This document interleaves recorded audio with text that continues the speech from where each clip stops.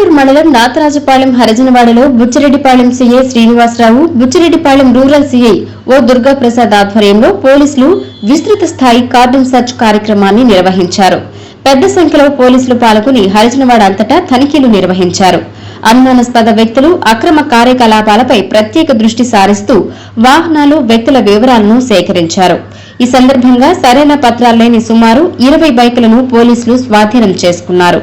సంబంధిత బైకుల యజమానులు అవసరమైన పత్రాలు సమర్పించిన తర్వాతే వాహనాలను తిరిగి అప్పగిస్తామని అధికారులు స్పష్టం చేశారు.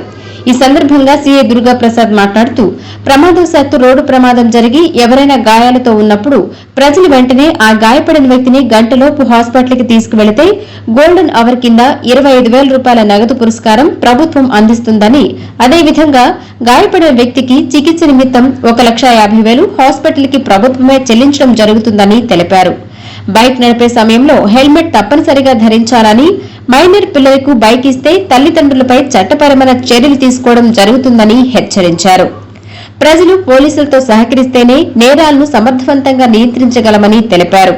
ఈ కార్యక్రమంలో Buchireddypalem SI Santosh Reddy, Kodavaluru SI Kotireddy, Bidavaluru SI Naresh తో పాటు పలువురు పోలీస్ సిబ్బంది పాల్గొని సెర్చ్ ఆపరేషన్ ను విజయవంతంగా పూర్తి చేశారు.